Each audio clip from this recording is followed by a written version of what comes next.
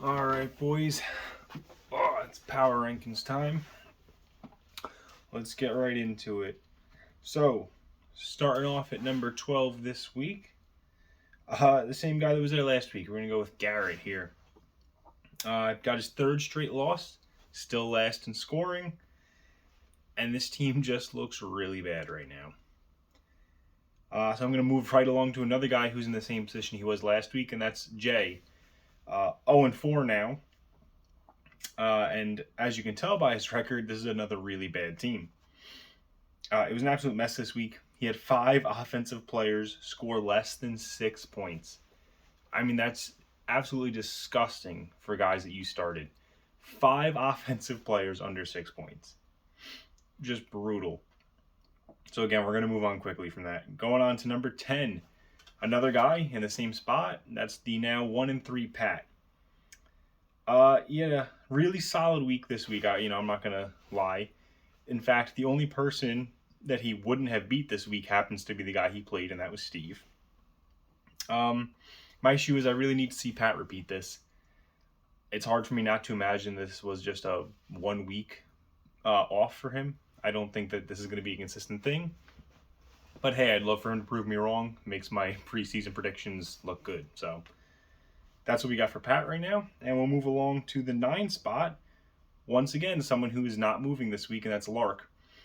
Also 1-3 now. He couldn't build any momentum off of his week 3 win. So now he's 5th in his division and 10th overall in the standings. 7th in points scored this week. 8th in points scored on the season.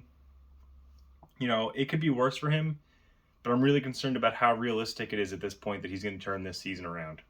So that's why he's staying at 9. All right, we got our first change. Coming in at the 8 spot, dropping just 1 spot, is Kurt this week. He did pick up a win to move him to 2-2, but he still dropped one.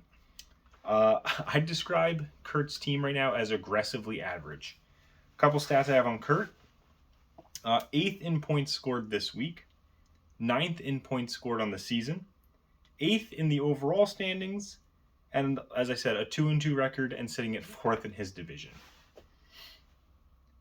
Now, at our 7 spot, someone who remaining as where they were last week, the 3-1 Steve.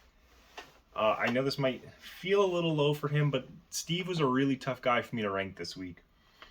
They went off this week, led the league in scoring. In fact, actually, it was the highest scoring game of the entire season, just from Steve. I'm not talking them combined, although that game combined also was the highest scoring game of the season, but just Steve's performance in general was the highest we've seen all year.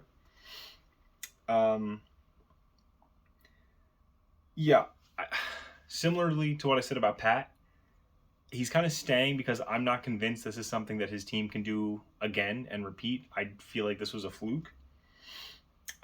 Through the first 3 weeks of the season, Steve never finished higher than 8th in points scored. So that's why he's staying for now. Now, if he does anything even remotely close to this again next week or the week after, he'll definitely be moving up. But for now, I didn't feel comfortable enough moving him up. So coming in at 6, somebody who's been on the rise, raising another 2 spots this week, is Mitch. Picked up his 3rd straight win. He's now 3-1. He's moved into 2nd in his division, which is also pretty big for someone that I thought was going to be a lock for the dumpster bowl this year. And his Mahomes trade paying off big time. If he had started Rodgers as his quarterback this week instead of Mahomes, he actually would have lost this week. So showing that him going out, making that trade for Mahomes, it definitely made a difference, and it bought him a win this week. So for now, that's where Mitchell's going to be. We'll see if his rise continues or if he starts to come back down to reality in these next few weeks. At 5th, someone's staying in their spot. It's the 2-2 John. He's been in the 5 spot for a few weeks now, and it's where he's staying right now. His team's been decent, but I worry it might not be a playoff caliber team in his division still. He's got to pass Nick, Vinny, or Steve, and I think that's going to be tough work right now.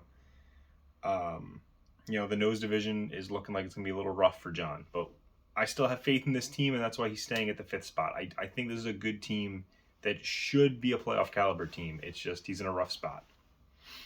Moving on to number 4, we have Austin, who actually is dropping one. He's kind of in a weird spot right now. He's 2-2, but he's second in points scored on the season and clinging to the 3rd seed in his division. Like, he's right there on the fringe playoff spot despite being second in scoring, and that's pretty rough. They definitely disappointed this week. And they also now have, he's lost Javonte Williams for the whole season. So I'm very interested in seeing how this team looks going forward and over the course of the next few weeks. Because I do worry that he's not going to be able to hold on to that second highest scoring team spot. And he really needs to be putting up points and getting wins at this point if he wants to stay in the playoff hunt. So getting into the top 3 now. Someone else who's dropping, Nick. Nick finally got to the 1 spot last week, and he's falling, as I'm sure all of you knew he would. An absolute collapse this week. I mean, just disgusting. Where is it? Cooper Kupp, Matt Prater, and Devin White were his only players that met their projection out of his starters. So the only good news with this team and why he only dropped 2 spots is I definitely think this was an anomaly of a week for him. I think he'll be back to looking really good over the next couple weeks. And the other good news for him is that he does play Vinny this week. And I'm calling that good news not because that's an easy matchup. By no means is it, which we'll talk about in a second. But if he can get on track and get a win this week, it'll pop him right back over to the number 1 spot in his division, which would be huge. So moving on to Vinny at the 2 spot. He jumped up 2 spots. Now sits at 3-1. He had a huge win this week. And that gave him the lead in his division. So he's the 2nd highest point scorer in the league, which I think I also said Austin was the 2nd highest point scorer in the league. I don't know which one of those I'm wrong about now that I'm looking at it. Yeah, I don't know. All I have in front of me are my notes. Austin and Vinny, one of them's 2, one of them's 3. I wrote both of them were 2nd, which obviously isn't accurate. But either way, Vinny's a top 3 scorer in the league at the moment. And he has a chance to really pull away in his division if he can beat Nick. I mean, he'd move up to 4-1. Nick would drop to 3-2, and there's a good chance Vinny would overtake him. Statistically in most ways. So that would be huge for Vinny. So we'll see how this week plays out. I mean, that's definitely going to be the game to watch this week. And your number 1 spot returning. He was away for 1 week, but he's back now, and it's Rich. Rich picked up a win to get back to 3-1. Looked a little bit more this week like the team that we saw weeks 1 and 2. Not quite as many points, but still around 216 if I'm remembering correctly. So much closer than what he was last week. And with Nick taking the loss, Rich is once again the top team in the league by pretty much every metric. I mean, Rich looks really dominant so far. Obviously, those first 2 weeks are skewed a little bit. But again, 216 is not like a minuscule amount of points. It's a good amount of points. So Rich is definitely someone you have to watch out for. And when this team's clicking, it's really scary. So that's going to do it for this week, boys.